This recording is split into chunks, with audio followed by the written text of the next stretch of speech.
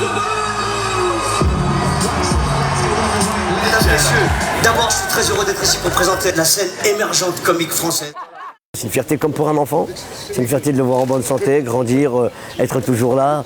L'engouement qui grandit autour de lui, moi ça me touche vraiment, oui bien sûr, évidemment. Moi c'est ma mère qui m'a appris à rire et à faire rire. Ça lui a été transmis par son grand-père.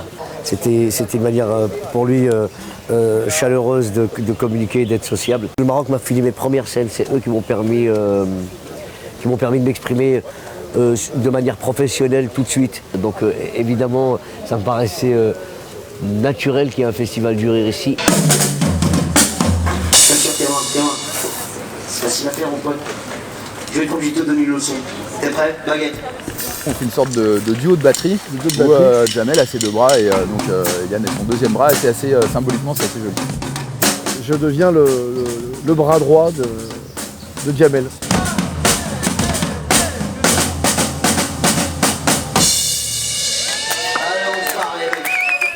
Jamel, c'est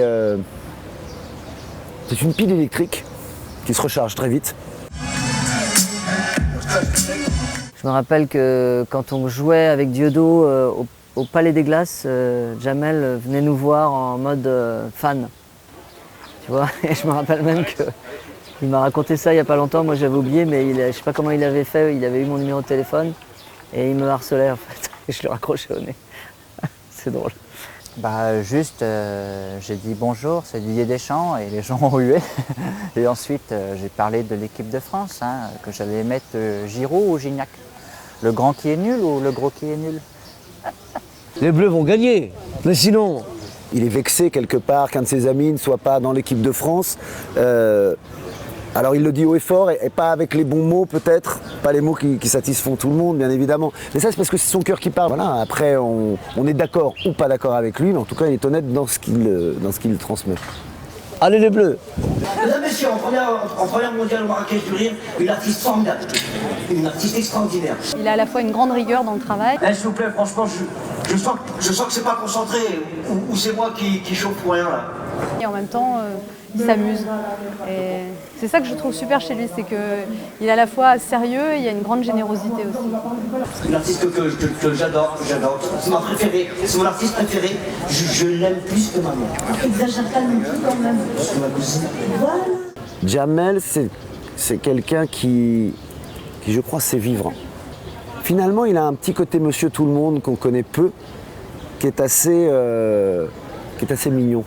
Salut Lila, Bravo Jamel.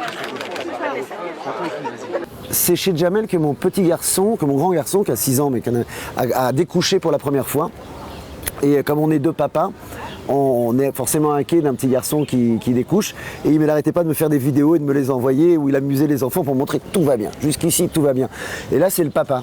Et c'est pas l'humoriste, c'est le papa.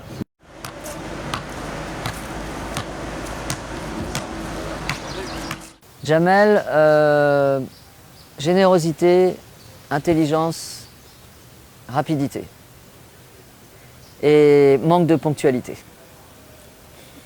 Il y en a qui ont parlé de mon physique ou pas du tout? C'est vraiment des enfoirés. T'as vu, tu les invites, tu les mets sur une scène et ils te parlent de générosité. Non, moi, ce qui me caractérise le plus, c'est la bogosité, si je peux me permettre.